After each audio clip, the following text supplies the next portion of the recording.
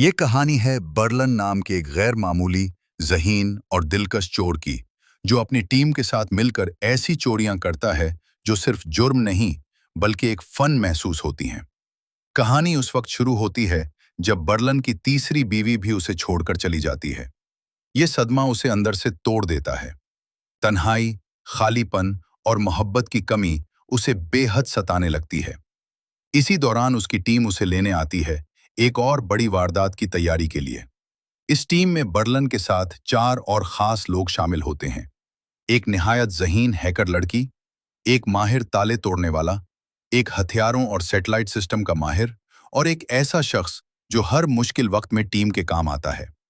ये सब मिलकर एक ऐसा खेल खेलने जा रहे होते हैं जिसमें अक्ल, चालाकी और खतरा तीनों शामिल होते हैं। ये गैंग बड़ी खामोशी और महारत से नामुमकिन नजर आने वाली चोरियां करता है। उनका पहला कदम एक शानदार होटल से शुरू होता है, जहां ये सब पुलिस की वर्दी पहनकर दाखिल होते हैं। होटल में अमीर लोग डिनर कर रहे होते हैं। वहां ये एक दौलतमंद शख्स को निशाना बनाते हैं, उसे जाली वारंट दिखाते हैं और एतमाद में लेकर उसकी तिजोरी तक पहुंच जाते हैं। बर्लन साफ लफ्जों में उसे बता देता है कि हम असल पुलिस नहीं हैं। हमारा मकसद वो नायाब और कीमती प्याला है जो तुमने छुपा रखा है। अमीर आदमी किसी झगड़े में नहीं पड़ना चाहता, इसलिए खामोशी से वो प्याला उनके हवाले कर देता है। सब कुछ मंसूबे के मुताबिक चल रहा होता है, लेकिन ऐन वक्त पर एक नौजवान शक जाहिर कर देता है और कहता है कि तुम लोग असली पुलिस नहीं लगते। बर्लन उसे बहाने से बाहर ले जाता है और अपनी सख्ती दिखाता है। लड़का खौफ से कांप जाता है और माफी मांगने लगता है। बर्लन गुस्से में कहता है कि हीरो बनने की कोशिश मत करो। असल ताकत दिखावे में नहीं बल्कि मोहब्बत में होती है। जिसे चाहते हो उसकी कदर करो, क्योंकि दुनिया में इससे बड़ी कोई चीज नहीं। अगले दिन पूरी टीम एक होटल में जमा होकर अगली बड़ी चोरी का मंसूबा बनाती है। इस बार बर्लन टीम में एक नई इंजीनियर लड़की को शामिल करता है, जो माजी में धोखे खा चुकी होती है, मगर अब पहले से ज्यादा मजबूत हो चुकी है। बर्लन और प्रोफेसर सबको तफसील से प्लान समझाते हैं। हदफ है 44 मिलियन की कीमती ज्वेलरी, जो पेरिस के सबसे बड़े नीलामी घर में रखी जाने वाली है। ये सब एक चर्च के नीचे मौजूद पुरानी सुरंग के जरिए नीलामी घर तक पहुंचने का मंसूबा बनाते हैं। चर्च के पादरी को तहकीक का बहाना बनाकर बेसमेंट तक रसाई हासिल कर ली जाती है। असल हकीकत ये होती है कि इसी बेसमेंट से एक खुफिया सुरंग सीधी नीलामी घर तक जाती है।